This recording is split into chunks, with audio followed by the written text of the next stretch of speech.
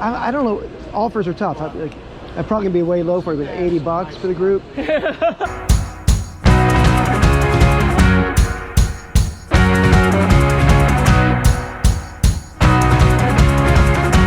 Hello everybody, so in this video I am at a sports card show and I do buy an incredible pennant collection towards the end of the video. Are they your pennants on the end? Sorry to interrupt you. What are you asking on them, or how are you pricing those guys? You know how these are priced over here? Or like what? Like well, the Seattle, or you had a like this guy here, the Tides.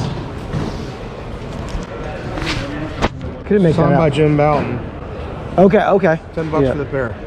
Yeah, I'll do that. Is that the ball 4? I know he was a pitcher and the ball 4 author, right? He was a Yankee guy. Yeah. Yeah. So $10. And how about the Orioles and the Phillies on there? The Orioles is $40. Okay. The Phillies is $150. Yeah, that's a good price for it, for sure. You can have that if you want that. This guy? You don't want that? All right. Thank you. Those are cool too. Yeah, these are $50 for the 3 of them. Oh, I didn't even realize for 3. Phyllis and two Phils. 2 guys and 1 girl. Okay. Yeah, very cool. That's 50 for the 3 of them. I'll take these guys for you. Appreciate it. Thank you very much. All right, man. All right, so I'm about to find some pretty cool vintage hats. They weren't priced. The seller wouldn't really give me a price. He was asking for an offer, and as you'll see, he laughed pretty hysterically at my offer, which was not a great sign for a deal to get done. I didn't think my offer was too bad. Maybe you guys can tell me in the comments if I'm wrong. Nice guy though, interesting guy. We had a long conversation, and actually I edited a lot of the conversation out. So there was no hard feelings over the offer or his counter offer, but still a pretty funny interaction.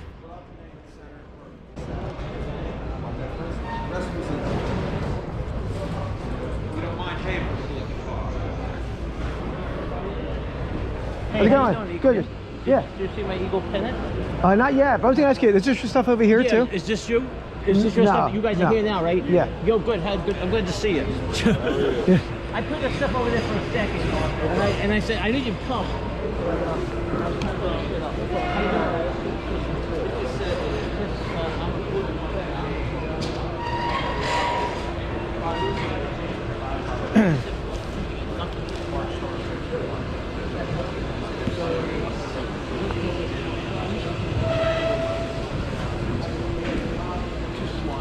I was going to ask you prices when you're done. Oh, yeah, sure. I can grab one of these. Everybody wants my stuff.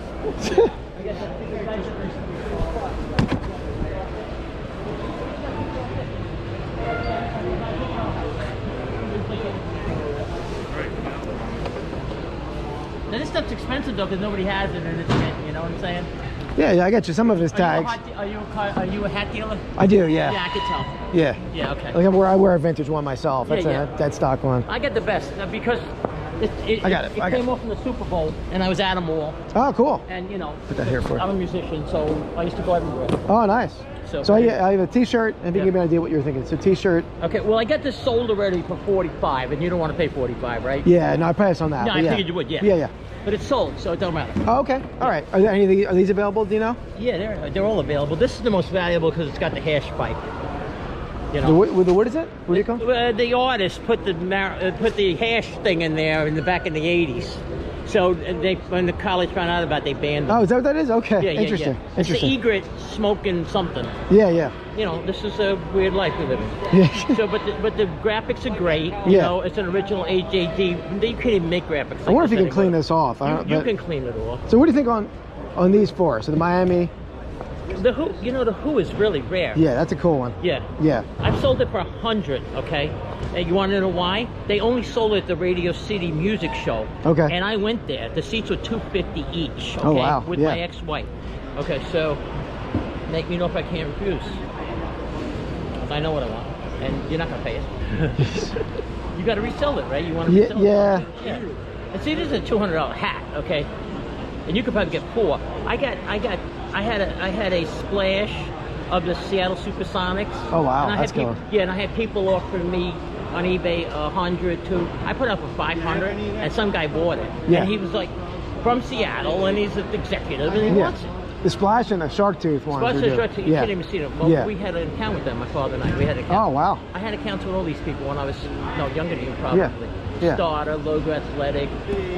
So what do you do? You do? I have a YouTube channel, and mainly I film at like flea markets, and I'll show you my. I'll give you a sticker for my. Yeah, give me a card. Because this is the way to go, you know. Yeah. And then, because I put my music on, finally I'm getting paid on Spotify, which I never did. Is there one there? Yeah. So it's a small QR code, but this is if you just search vintage sport flips on YouTube. Okay. So I mainly go flea markets, I buy early bats and gloves, Civil War era to like the 60s. Yeah. But the people in flea market are idiots. But I used to do too. I just don't have time. Yeah, it takes a lot of time. I mean, and you know. I don't know. Offers are tough. I'm probably gonna be way low for it, $80 for the group. Yeah, I don't know. Like this one, it was more like a toss in for me. Yeah, this is a toss in. Okay, that's the cheapest one. Yeah. I mean, I probably would ask like 20 on a Super Bowl. No. When there's not that's what I would get on, just because there's no team. Yeah. But yeah, but it's a 28 and it's a rare one, and I think FedEx sponsored it. You know. Yeah. So, yeah. I've sold this for about 35, no problem. Yeah. Yeah, I don't get that for it, but I'm sure you can. Maybe a show. I know. This is extremely rare. Yeah. Okay, I sold this to a guy in Japan. Okay, and it was he gave me $109. Okay. But that's Japan, and it's not. You know, this was a while ago. And I'm taking a risk, assuming I can clean it up. If it doesn't, then you can clean it. Yeah. Guaranteed. I don't know. What would you think on these three then, minus the Super Bowl? Because I don't think I would get what you think I would get for it. We're off. We're way off. Okay. I won't be insulted with your number. If you want to. 180. 180. Okay. Which is cheap. You'll make money on that. So AJD. That I buy in a hobby. You get 225. That's no problem. All right. Let me ponder that a little bit. I just never seen this app before, but yeah, I didn't know about the pipe part. Yeah, I give that makes everybody sense. education. Yeah, no, I appreciate Nobody it. It's knows always shit. Yeah. No, I'm not saying you don't, but I'm just saying. You can't know everything. Yeah, right. You're always learning to be done. Yeah. Oh, cool. Thank you. Appreciate it. All right, so the hat deal obviously didn't get done, but now I'm off to look at this incredible group of pennants that my buddy brought for me. He had told me there was 220 pennants. It actually turned out there was, I think, 234 of them. These are Deadstock pennants that I believe were a factory find, pennants that were never sold. Overall, a pretty cool collection. Really much out there to look at, but people are late to set up. Yeah, you know, I think the can hit it pretty hard yesterday too. Is that max? Yeah, there's only $10 for the group. I mean, it's. You know, believe it or not, I think he was a Reading guy. Oh, was he? Yeah, it seems like his stuff always turns up around here. Stuff sort of all going that way. So a dealer friend of mine is offering these pennants, 220 of them for $4,200. So I will look through with you.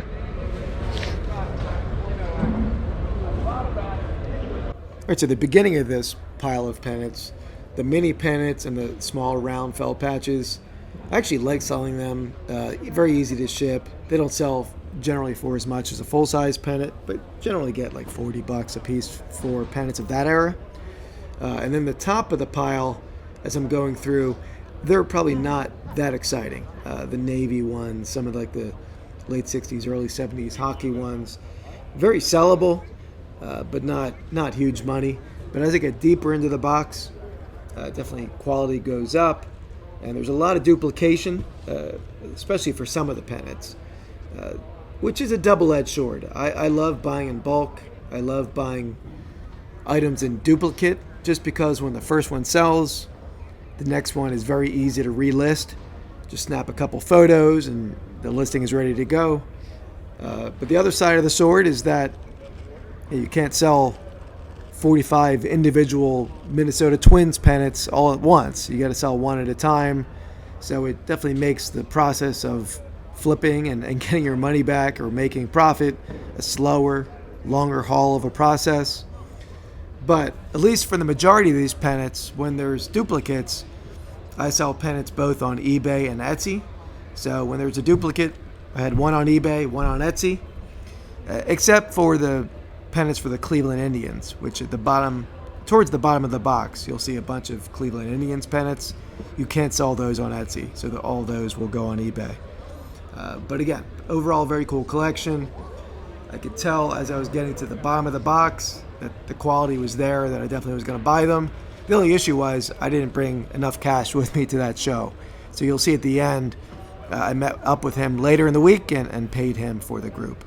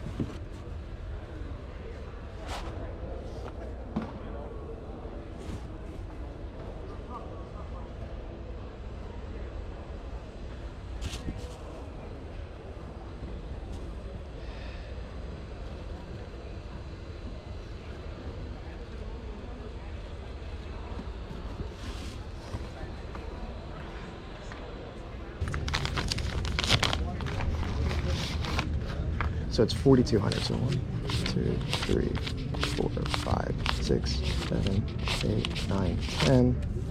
1, 2, 3, 4, 5, 6, 7, 8, 9, 10.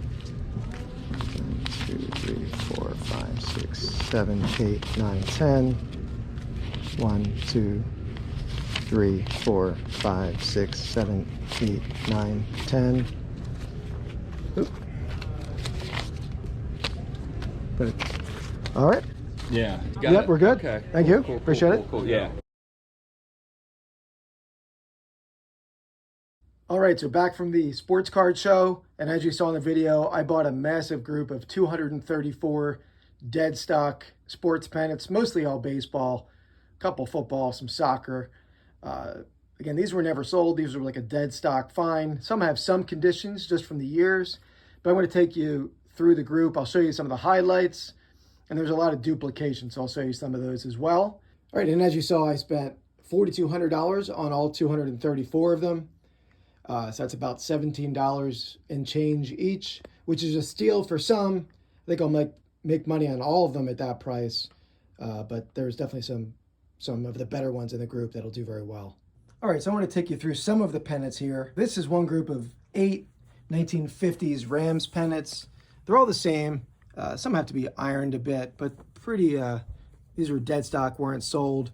All right, so then there's 19 of these 1950s White Sox pennants. There's a couple color varieties. Towards the bottom, there's some darker, like navy blue ones. But again, they're all the same pennant. Again, these have to be ironed a bit, but pretty nice unsold condition.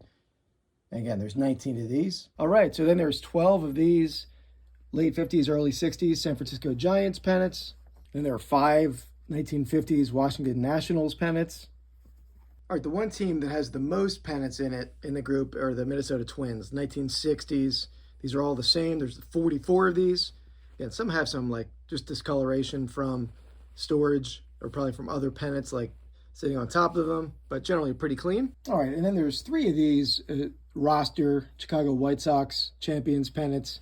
And if you're out hunting for pennants, generally pennants that have like the rosters so you can narrow them down to 1 year tend to be the best.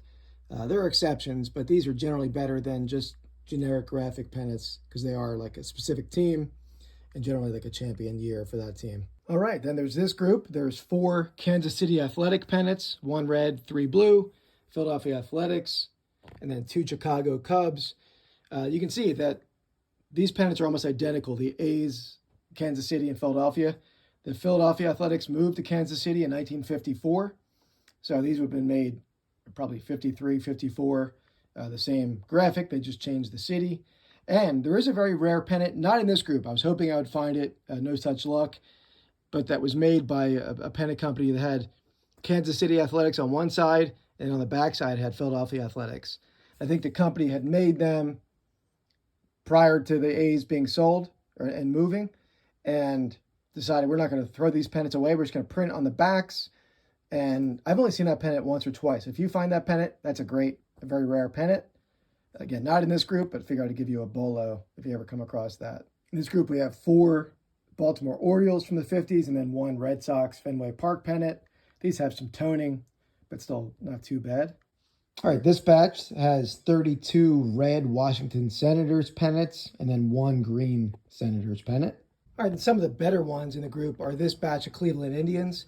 So there's 1 of this green pennant here. So then there are 3 of these 1954 American League Champions blue version pennants, and then 9 of the same pennant in red, and then 4 of these 1954 larger, like full-size 29-inch Indian pennants. And the best Indians piece is this piece. It's like a vertical, larger size banner with the image of the baseball diamond, the whole roster listed, American League Champions, 1954, I believe. All right, then we have this great batch of Pele soccer pennants. So I've had the top pennants before. They're 1977 photo pennants. But this bottom pennant, I've never seen before. I've never had it before, especially. So that one, I think, is going to be a pretty strong price on that one. And here are a couple of my favorite pennants from the group. So first, we have a Newark Eagles Negro League pennant. Negro League pennants are pretty rare and command a pretty good price. I have to look that one up, but I'm expecting $200 to $300 on that one. And then this pennant, this is a 1964 National League Champions Phillies pennant. I've shown this type of pennant before on my channel, but this is called a phantom pennant. So if people aren't aware, the Phillies had a huge lead for the pennant in 1964. They were up 6.5 games with, I think, 12 games to play. Had an epic collapse at the end of the season, ended up not winning the pennant. These pennants were made ahead of that, and obviously they didn't win the pennant. So most of these would have been destroyed. Occasionally these pennants show up, but they are very rare, very desirable. And then we have this cool group. So there's 3 of the Los Angeles Dodgers National League Champs roster pennant. You have Koufax, Drysdale. I think that's late 50s. I have to look the year up of that one. And then there are 5 of these New York Giants pennants, a couple color varieties, more of a yellowish, and then the orange on that one. And there are 9 of these Milwaukee Braves National League Champions roster pennants. I think these are 58. And then there are some others. There's some Yankees, Mets in this stack, some later stuff. Then there are some cool minis, some mini felt round badges, and then some mini pennants. Some have some moth holes, but the Dodgers, Mets, Pirates, Giants. So again, a lot of work to do, a lot of photographing left to do, but pretty cool group of pennants. And I hope you guys enjoyed watching. Please subscribe. Hey everybody. So I've had several people ask me, how do I ship pennants? What's the best way to ship pennants safely? And I'm going to show you right now, at least for the majority of pennants that I sell. Rarely very high-end pennants or pennants that are super rigid, I ship flat. I try not to do that because with the new post office additional fees for longer packages, it's generally like $25 to $30 to ship a pennant flat. So when I can, and 95% of the time, I lightly roll them, and I will show you that right now. All right, so I'm going to use a 12 by 6 by 6 box. You can get these on eBay, Amazon, Staples. I get them on eBay. But a 12 by 6 by 6 box.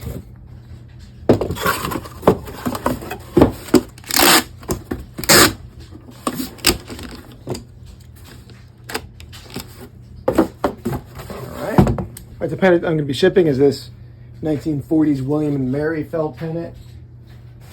And I use a piece of bubble wrap, a little bit longer than the pennant.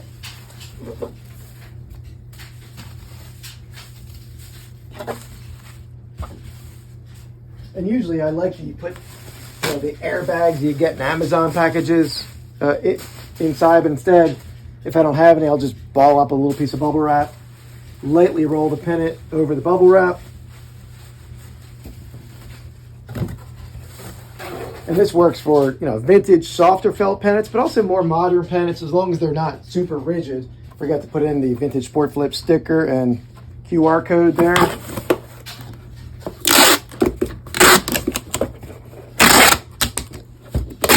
And then I top it off with a little vintage Sport Flips sticker on the outside there. So that's the great safe way to ship the vast majority of pennants out there, rather than tightly folding them up in an envelope, which I've gotten a lot of pennants in the mail that way. This is the way to do it.